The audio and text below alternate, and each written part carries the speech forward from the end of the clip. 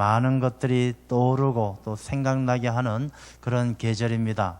이 가을은 단순히 사계절 중에 하나인 그런 계절일 뿐만 아니라 우리에게 또 많은 교훈을 주는 것 같습니다.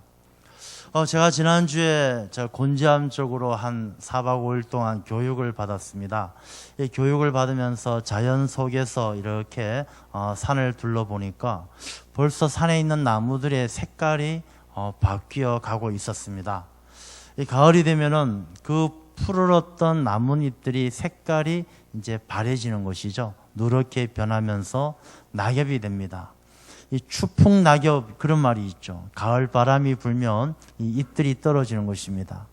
이 낙엽이 조금씩 물들고 떨어지는 것을 보면서 그런 생각을 해보게 됩니다.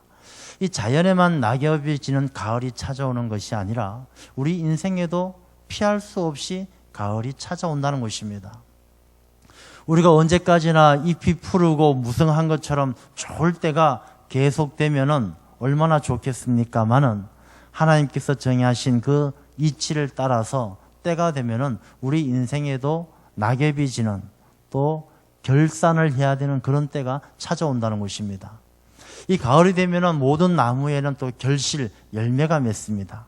그래서 이 열매를 보고 이 좋은 나무는 열매를 많이 맺어서 주인을 기쁘게 하지만은 또 열매 없는 나무는 주인을 슬프게 하고 또 오늘 본문의 말씀을 보면 열매를 맺지 못하는 나무까지는 제거된다, 그런 말씀을 하고 있습니다.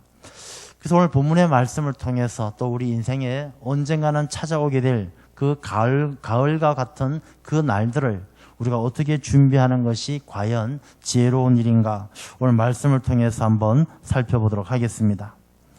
오늘 이 본문의 말씀 요한복음 15장, 이 요한복음 13장부터 17장까지는 다락방 강화다라고도 이야기를 합니다. 예수님께서 잡히시기 전 성만찬을 하신 이후에 제자들에게 가르쳐 주셨던 그 긴 내용의 말씀이 이 요한복음 14장, 15장, 16장 계속 이어지고 있습니다. 그래서 예수님께서 잡히시기 바로 직전에 제자들에게 말씀해 주신 이 내용은 정말로 주님께서 이 제자들에게 말씀을 전해 주신 이 내용들은 엑기스와 같습니다. 특별히 오늘 이 15장의 이 말씀은요, 주님께서 우리에게 주시는 아주 놀라운 비밀과 또 엑기스와 같은 하나님의 그 가르침이 들어있다는 것입니다. 그래서 이 말씀을 통해서 우리가 하나님의 뜻에 합당한 삶을 통하여 어떻게 열매를 맺을까 주시는 지혜를 사모해 봅니다. 성경 말씀은 이스라엘 백성들을 포도나무에 많이 비유를 합니다. 구약 성경에도 보게 되면은 이사야서에 보게 되면 만군의 여호와의 포도원은 이스라엘 족속이요, 이런 말씀이 있고요. 또 호세아서에도 보면은 이스라엘은 열매 맺는 무성한 포도나무라. 시편에도 주께서 한 포도나무를 애굽에서 가져다가 민족들을 쫓아내시고 그것을 심으셨다, 이런 내용들이 기록되어 있습니다.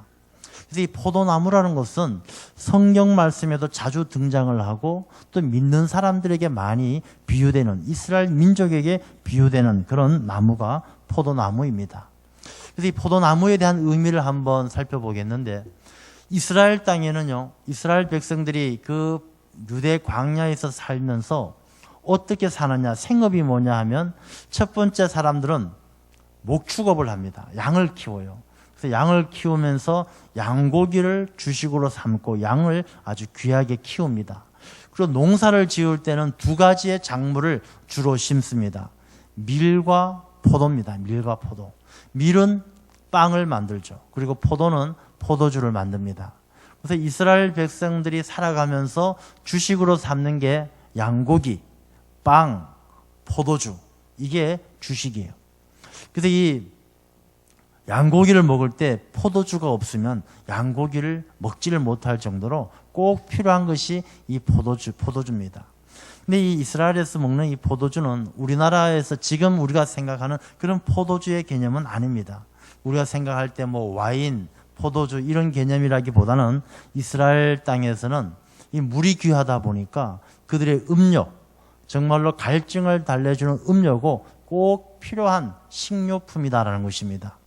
그래서 이 포도나무는 이스라엘 백성들에게 갈증을 달래주는 음료이기도 하지만 또 몇 가지 더 중요한 의미가 있어요. 어떤 의미가 있느냐 하면은 예수님께서도 이 성찬식을 하실 때 포도주를 따라 주시면서 내 언약의 피다 그렇게 말씀을 하셨어요. 이 포도주는 이스라엘 백성들에게 있어서는 이 언약, 약속의 의미를 가지고 있습니다. 요한복음 2장에도 보면 가나의 혼인잔치 때 포도주가 떨어지잖아요. 이 포도주가 떨어지면 안 되는 거예요. 왜냐하면 가나의 혼인잔치, 결혼식에는 이 포도주를 먹고 마시면서 약속의 의미가 있는 거예요. 이 포도주는 그런 의미가 있고 또 포도주에는 그들의 삶에 기쁨이 담겨져 있어요. 이 포도주를 마시면서 잔치를 하고 기쁨을 함께 나누는 거예요. 그러니 이스라엘 백성들에게 있어서 이 포도는 기쁨이고 음료, 갈증을 달래주는 음료고 약속의 의미가 있고 아주 귀한 열매가 포도다라는 것입니다. 그래서 예수님께서는 오늘 본문의 말씀을 보면은 나는 참 포도나무요 내 아버지는 농부라. 나는 포도나무고 아버지는 하나님 아버지는 농부시고 이제 너희들은 내게 붙어있는 가지라. 이렇게 말씀을 하십니다. 예수님께서 참 포도나무다라고 말씀하시는 이유는 포도나무도 참 포도나무가 아닌 가짜 포도나무가 있기 때문이에요. 여러분들 시골에 가보면 배나무가 있습니다. 가수원에 가면 배나무가 배가 막 이만큼씩 큰 게 열매를 맺습니다. 그런데 가짜 배나무, 똘배나무가 있어요. 돌배나무. 그런 나무는 요만한 이 배도 배 같지 않은 게 맛도 없고 먹지도 못하고 단단하기만 한 그런 열매를 맺으면서 자기도 배나무다라고 그러면서 이 돌배나무, 가짜 배나무가 있는 거예요. 마찬가지로 이 참 포도나무가 있다는 것은 가짜 포도나무가 있다는 것이죠. 들포도나무, 포도주로 담그지도 못하고 먹지도 못하는 그런 쓸모없는 열매를 만들어내는 나무가 있다는 것입니다. 예수님이 참 포도나무다라고 이야기하는 것은 우리에게 많은 것을 생각하게 합니다. 지금 살아가는 우리 현대인들은 가짜에게 너무나 쉽게 현혹이 돼요. 너무나 눈에 보이는 것, 거기에 쉽게 현혹이 되는 거예요. 이 포도나무는 볼 때에는 이 참 볼품이 없어요. 이 포도나무가 생긴 걸 보면은 나무 같지도 않죠. 그냥 이 뭐 덩굴처럼 얽히고 설킨 그런 줄기들, 나무가 멋있는 소나무나 뭐 백향목처럼 멋있는 나무가 아니에요. 나무 같지도 않는 그런 나무, 볼품이 없어요. 그 세상에 많은 사람들은 이 볼품 없는 외모를 보면서 취하는 사람들은 이 겉모습만 보고 진짜 가짜를 제대로 분별하지 못하는 사람이 많이 있다는 것입니다. 얼마 전에 그 판교에 가면은 충성교회라고 있습니다. 충성교회. 우리 교단이에요. 우리 교단인데 개포동에 있다가 판교 신도시가 개발되면서 개포동에 있던 교회가 판교로 옮겼습니다. 건물을 지었는데 어마어마하게 잘 지었어요. 한 뭐 10층 이상의 건물에 이 건물을 잘 지었는데 한 3년 동안 이 교인들이 판교 신도시가 개발되면서 교회가 많이 부흥할 걸로 생각했는데 그 계획에 미치지를 못해서 이 교회가 그만 부채를 감당하지 못해서 경매로 나오게 되었습니다. 한 550억 정도의 그 건물이 경매로 나왔는데 몇 번의 유찰에 거쳐서 얼마 전에 288억의 이단인 하나님의 교회로 낙찰이 되었어요. 그런 일들이 지금 주위에서 아주 비일비재하게 일어나고 있는 것입니다. 예수님은 참 포도나무인데 이 많은 사람들이 참 포도나무를 몰라보고 엉뚱한 들포도나무처럼 제대로 열매 맺지 못하는, 먹지도 못하는 그런 열매 아닌 엉뚱한 것이 맺히는 그런 이단들에게 넘어가는 사람들도 많이 있다는 것입니다. 예수님께서 참 포도나무다라고 말하는 것은요, 예수님께서 포도나무가 나무 같지 않지만 거기에 달리는 그 열매가 사람들에게 기쁨을 주고 살리고 생명의 뿌리가 되는 그런 포도주가 되는 것처럼 예수님만이, 우리가 예수님 보기에는 우리가 그 예수님 그러면 떠올리는 이미지가 있지 않습니까? 예수님 얼굴을 떠올리면 다들 그런 생각해요. 머리가 이만큼 어깨까지 내려오고 잘생긴 예수님을 생각합니다. 과연 예수님께서 그렇게 생기셨을까요? 예수님께서 어떻게 생기셨다는 것은 성경에 나오지 않지만 이사야서 53장에 보면 이 예수님에 대한 예언의 내용을 보게 되면 흠모할 만한 것이 하나도 없다라고 그렇게 표현을 하고 있습니다. 제 생각에는 이 예수님의 그 그림이 머리가 어깨까지 내려오고 아주 잘생긴 그 백인이죠. 얼굴도 하얗고 그 예수님의 그 그림은요, 진짜 예수님의 모습은 아니었을 것이라 생각을 합니다. 왜냐하면 예수님 당시에 물론 찍어놓은 사진도 없었을 것이고 또 초창기에 교회가 얼마나 핍박을 받았습니까? 이 핍박받고 고통받는 그 상황 속에서 예수님의 그림을 그릴 수도 없었겠죠. 그래서 이 기독교가 국교가 되고 난 로마의 국교가 되고 또 많이 전파가 되어진 아마 4세기, 5세기 지나서야 예수님에 대한 그림이 그려지게 되었을 것입니다. 400~500년이 지난 다음에 그려진 그 그림은 어디서부터 그려지느냐? 유럽에서 그려지게 되죠. 이 로마를 통해서 유럽이 기독교 국가화 되고 나서 거기에서 그림을 그려지다 보니까 이 유럽에서 잘생긴 미남 청년을 그려낸 것이죠. 이 유대인들이 머리를 그렇게 길게 뭐 장발처럼 해 다니지 않거든요. 그리고 그 생김새나 이런 것이 이 유대인들이라기보다는 백인들에 가까운 그런 그림을 그리게 되는 것이죠. 성경 말씀은 그렇게 이사야서 53장을 보면은 흠모할 만한 것이 하나도 없다라고 표현할 만큼 아마 예수님께서 외모는 그렇게 대단하지 아니했을 것 아닌가 그런 생각을 해보게 됩니다. 그러나 참 포도나무는 나무가 나무로서 아름답진 못하지만 그 열매로서 포도나무의 존재 가치를 입증하는 것처럼 예수님은 하나님의 복음을 전하고 하나님의 아들로서 이 땅에 오셔서 생명의 근원으로 우리에게 귀한 열매를 남겨주신 거예요. 세상의 참 포도나무가 되어주신 거예요. 우리에게 기쁨을 주고 우리의 갈급함을 달래주고 우리에게 행복을 주신 그런 예수님께서 이 땅에 오셔서 참 포도나무가 되어주셨다는 것입니다. 그래서 예수님은 참 포도나무가 되셨고 내 아버지 하나님은 농부십니다. 그런데 문제는 뭐냐 하면 가지예요. 가지. 하나님과 예수님은 그렇게 오셨는데 이제 예수님에게 붙어서 살아가는 그 가지들은 2절 말씀을 보면 내게 붙어 있어 열매를 맺지 아니하는 가지는 아버지께서 그것을 제거해 버리시고 무릇 열매를 맺는 가지는 더 열매를 맺게 하려 하여 그것을 깨끗하게 하시느니라. 예수님은 참 포도나무로 오셨는데 중요한 건 나뭇가지인데 이 가지가 두 가지 종류가 있어요. 열매를 맺는 가지가 있고 열매를 맺지 못하는 나뭇가지가 있다는 것입니다. 이 열매를 맺지 못하는 나뭇가지는 어떻게 하느냐? 하나님께서 아버지께서 그것을 제거해 버리신대요. 자, 그럼 열매가 무엇입니까? 한번 생각해 보겠습니다. 열매란 것은요, 나무가 그 무더운 여름을 이겨내고 병충해를 이겨내고 그 날씨 바람과 뜨거운 태양을 이겨내고 자기의 진액을 짜내서 만들어낸 삶의 결과물이 바로 열매입니다. 그런데 이 열매는 누구를 위한 열매입니까? 이 열매는 나무가 그 열매가 야, 이 열매는 내가 고생해서 만든 열매니까 내 거야. 이 나무가 열매를 키워코 내어놓지 않고 꽉 쥐고 있으면 어떻게 되느냐?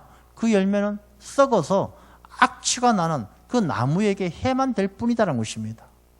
나무가 그 열매를 농부에게 내어줄 때에 그 자기 자신을 기르고 돌보아준 농부에게 내어줄 때에 그 열매가 비로소 귀한 가치와 의미를 가지는 것이지 나무가 가지고 있으면 냄새나고 썩는 것밖에 되지 않는다는 것입니다. 이 나무의 열매는 우리 삶의 열매와 똑같습니다. 우리가 살아가면서 그 내 삶에 맺히는 그 열매는 하나님에게 내어드릴 때 하나님의 영광을 드러낼 때 비로소 삶의 열매로 가치가 있는 것이지 그 열매를 내가 꽉 쥐고 있으면 오히려 내 삶을 악취나게 하는 것이에요. 내가 살아가면서 많은 돈을 벌었습니다. 이 많은 돈을 벌어서 이 열매를 하나님께 쓰임받을 수 있도록 하나님께 내어드릴 때는 하나님께서 크게 기뻐하시고 복되게 하지만 내가 꽉 쥐고 있으면 냄새 나는 거예요. 악취가 나는 거예요. 사람이 공부를 많이 해서 학식이 높아져도 그 공부의 열매를 하나님께 쓰임받아야 그것이 귀하게 쓰임받는 것이지, 내가 공부 많이 했다고, 나만 잘났다고, 똑똑하다고 교만하면은 자기 자신이 악취나는 삶을 사는 거예요. 그래서 우리 인생은 열매란 것은 하나님께 드리기 위해서 열매를 맺는구나, 그것을 잘 알아야 됩니다. 그것을 알지 못하면 열매를 맺지 못하는 거예요. 자, 열매를 맺지 못하는 그 나무까지는 제거해버린다라고 이야기를 합니다. 저는 교회 마당에 보면 감나무가 있어요. 보면 감이 몇 개 달려 있는데 처음에는 굉장히 많이 달렸어요. 제가 하루에 한 번씩은 꼭 가보는데 감이 자꾸 떨어지고 그래요. 왜냐하면 이 가지가 벌레 먹어요. 이 병충해가 들고 벌레가 먹는 그 나뭇가지를 그냥 두면은 자꾸만 번지는 거예요. 그래서 병에 걸린 나뭇가지는 사다리 타고 올라가서 잘라야만 되는 것입니다. 이 잘라내야 다른 열매들이 지켜질 수가 있는 것입니다. 아마 하나님 보시기에도 똑같을 거예요. 우리가 이 교회 안에도 많은 분들이 있지만 다 열매 맺는, 하나님께 영광을 올려드리는 그런 삶을 똑같이 살아갈 수는 없습니다. 여러분들 나무를 키워보시면 알지만요, 똑같은 나무라고 해서 그 가지가 다 똑같지 않습니다. 똑같은 나무라도요, 그 가지 가운데 햇볕을 향해서 잘 자라는 나무가 있고, 그 잘 자라는 나무까지는 잎이 무성하고 결실을 맺지만은, 그 똑같은 나무지만 그 뒤에 그늘진 곳에 있는 나무까지는요, 자라지도 못하고 열매도 맺지 못하는 거예요. 똑같은 나무라도 가지는 다 다른 것입니다. 오늘 본문의 말씀도 마찬가지예요. 주님을 믿고 따르는 사람도 열매를 맺는 가지가 있고 열매를 맺지 못하는 가지가 있는 거예요. 열매를 맺지 못하는 가지는 어두운 곳에서, 습한 곳에서 빛을 보지 아니하고 자기만의 세계를 가지고 있는 거예요. 열매를 잘 맺기 위해서는 그 나뭇가지는요, 나무 그 가지에 달려있는 나뭇잎들이 광합성을 잘해야 됩니다. 이 광합성이라는 게 뭐냐 하면은, 태양 에너지를 받아서 이 나뭇잎에 있는 엽록체가 바깥에 있는 이산화탄소를 받아들여서 그 이산화탄소를 자기들이 작용을 해서 산소와 포도당을 만드는 것이죠. 그래서 산소는 다시금 바깥으로 내뱉고, 포도당은 줄기를 통해서 이 나무가 자라나게 하고 열매가 맺히게 하고 열매가 달게 만들어가는 그런 역할을 하는 것이 바로 포도당이죠. 그러니까 이 열매 맺는 가지가 되기 위해서는 그 열매 가지에 달려있는 나뭇잎들이 광합성을 잘해야 돼요. 빛을 받아들여서 산소를 내고 포도당을 만드는 그 역할을 잘해야 열매가 맺혀지는 거예요. 이것은 우리의 신앙생활에도 똑같습니다. 교회 나온다고 해서 모두가 열매가 풍성해지느냐? 그렇지가 않아요. 교회 나오고 신앙생활 하더라도 영적인 광합성을 하는 사람이 있고 못하는 사람이 있다는 거예요. 영적인 광합성을 하기 위해서는 태양 에너지를 잘 받아들여야 되는 것처럼 생명의 빛이 되시는 주님의 말씀에 순종해야 되는 거예요. 주님의 말씀대로 살아가야 되는 거예요. 내가 내 힘, 내 능력으로, 오늘 본문의 말씀에도 너희는 스스로 열매를 맺지 못한다라고 말씀했어요. 내 힘, 내 능력으로 우리가 열매를 맺을 수가 없어요. 태양 에너지를 받아들여서 우리가 광합성을 해야 되는 것처럼 하나님의 말씀을 받아들이고 생명의 빛 되시는 주님의 말씀에 순종하는 삶이 있어야 되는 거예요. 내 스스로 잘나서 태양 필요 없다, 그늘진 곳에 숨는 거예요. 나 혼자도 충분히 내가 똑똑하니까 나 혼자도 충분히 열매 맺을 수 있다, 태양 에너지 필요 없다, 그늘진 곳에 있는 그런 나뭇가지는 열매가 맺혀지지 않는 거예요. 빛을 향해서 나아가지 않는 가지는 열매가 없는 거예요. 그리고 이산화탄소를 받아들여서 산소와 포도당을 만드는 것처럼 신앙생활에 있어서 헌신이 없으면, 신앙생활에 있어서 사랑이 없으면 열매가 없는 것입니다. 이산화탄소를 받아들이는 것처럼 힘들고 어려운 일들을, 또 내가 해야 될 일들을 기꺼이 감당해낼 수 있는 그런 헌신과 수고를 통해서 내 안에서 산소가 만들어져서 사람들에게 유익한 산소를 내어 놓는 것처럼 유익한 삶을 살아가야 되는 것이죠. 내가 산소만 받아들이고 이산화탄소만 내뱉는 그런 나무라면 하나님께서 보시기에 다 잘려지는 거예요. 우리가 힘들고 어려운 가운데에도 하나님을 기쁘게 하고 세상의 사람들에게 유익하게 하는, 하나님을 사랑하고 내 이웃을 사랑하라는 그 하나님의 말씀대로 살아가는 삶이 따라줄 때예요. 그리고 포도당이 그 안에서 흐르는 것처럼 내 안에서도 늘 영적인 삶을 살아가는 거예요.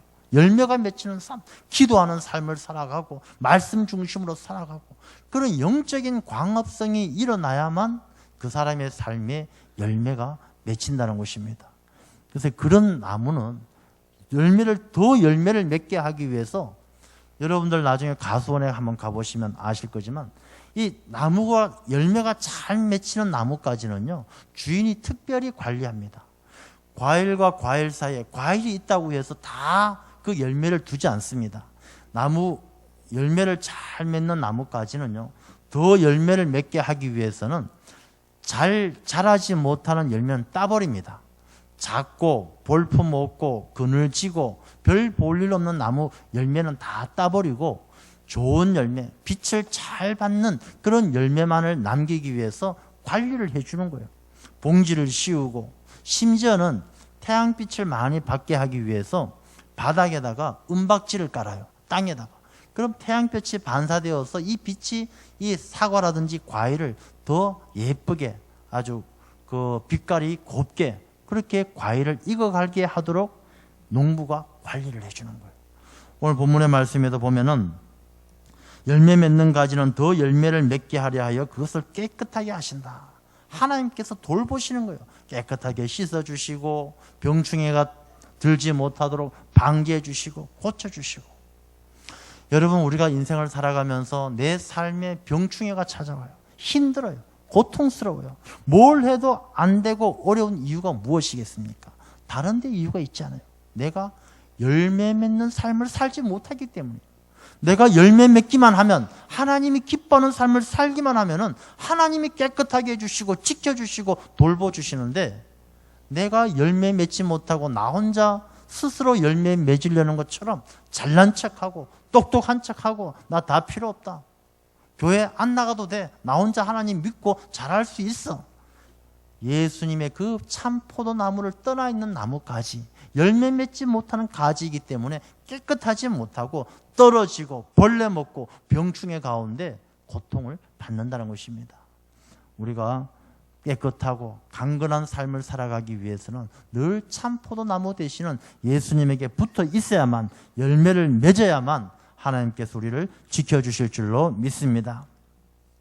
이제 이런 포도나무가 되어서 열매를 많이 맺는다는 것은 구체적으로 보게 되면요 4절 말씀을 보면 내 안에 거하라 나도 너희 안에 거하리라 가지가 포도나무에 붙어 있지 아니하면 스스로 열매를 맺을 수 없음같이 너희도 내 안에 있지 아니하면 그러하리라. 내 안에 거하라. 거하라라는 말씀이 이 요한복음 15장에 11번이나 나와요. 거하라라는 그 말씀이 무슨 뜻이냐? 너 예수 믿고 예수님에게 붙어 있는 그 자리를 떠나지 말라는 거예요. 예수님에게 붙어 있는 그 자리를 떠나지 말고 내가 너 안에, 너가 내 안에 거하라. 이 말은 서로 하나님과 예수님과 친밀한 교제를 나누어야 한다는 것입니다. 예수님에게 그 포도나무, 참 포도나무에게 붙어 있어야 예수님이 무엇입니까? 생명의 빛이요, 생명의 물이요, 생명의 떡입니다. 나뭇가지가 잘 열매를 맺기 위해서는 생명의 물, 생명의 떡, 생명의 빛을 받아야 되는 것이죠. 예수님을 떠나서는 열매 맺을 수가 없다는 것입니다. 오늘날 우리가 예수님을 떠나지 않는다는 것은 무엇이냐? 교회 중심으로 살아가는 거예요. 예수님께서는 성경 말씀을 통해 말씀하십니다. 내가 예수님이 교회의 머리라고 이야기하십니다.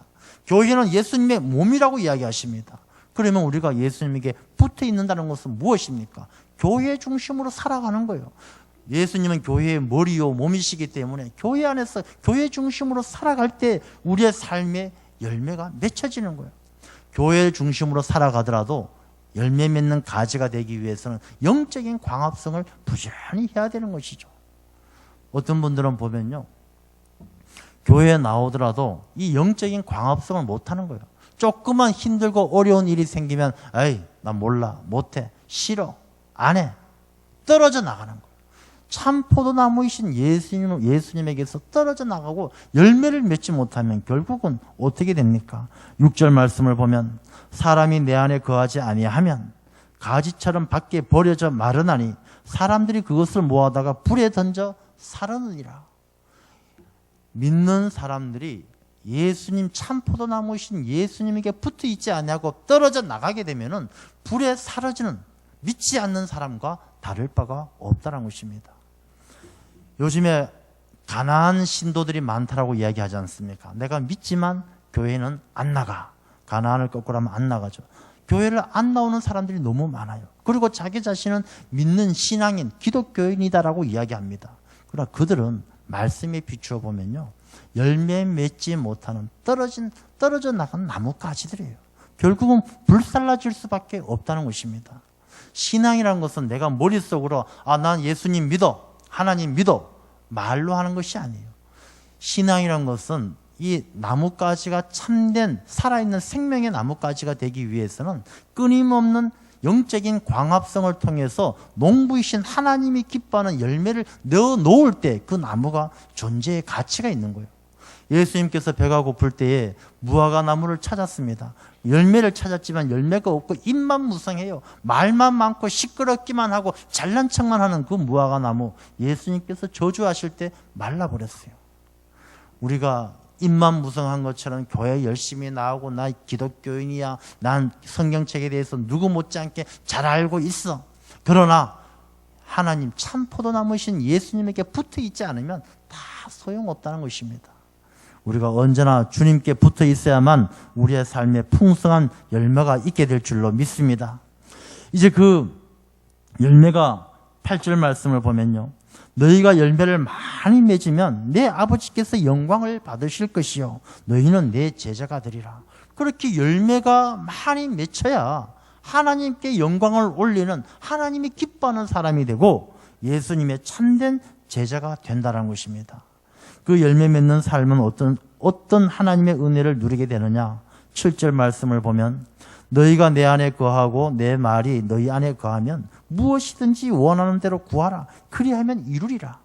참 포도나무이신 예수님에게 붙어서 주님과 함께 살아가면요, 기도하는 일들마다 응답받는 거예요. 이 나뭇가지가 줄기에 딱 붙어서 원나무에 붙어 있으면은 이 나무가 바짝바짝 마르면 원나무가지에서 생명의 물이 흘러오는 거예요. 물이 공급되고 양분이 없으면 생명의 떡이 흘러오는 것이고 빛이 없으면 생명의 빛이 흘러오는 것이고, 나무가 가지가 그 원나무 줄기에 붙어 있기만 하면은 원하는 대로 구하는 대로 다 이루어지는 것입니다. 근데 우리가 기도해도 응답이 없고 기도해도 내 마음의 답답함이 떠나지 않는 이유가 무엇이겠습니까? 내가 참 포도나무이신 예수님에게 제대로 붙어 있지 못하기 때문에, 내가 붙어 있는 것이라고 생각은 하지만 이미 내 영적인 삶이 죽어서 내 영적인 광합성이 일어나지 않는 거예요. 그렇기 때문에 우리가 주님에게 붙어 있어야만이, 우리가 참 포도나무이신 주님을 붙들고 살아야만이 내가 기도에 응답받게 될 줄로 믿습니다. 그 뒤에 보게 되면 11절 말씀에도요, 11절에 보면 내가 이것을 너희에게 이루면 내 기쁨이 너희 안에 있어 너희 기쁨을 충만하게 하려 함이라. 우리가 예수님과 함께 해야만이 내 안에 기쁨이 충만하다는 것입니다. 여러분, 불행하고 재밌는 일이 없고 기쁨이 없고 답답하십니까?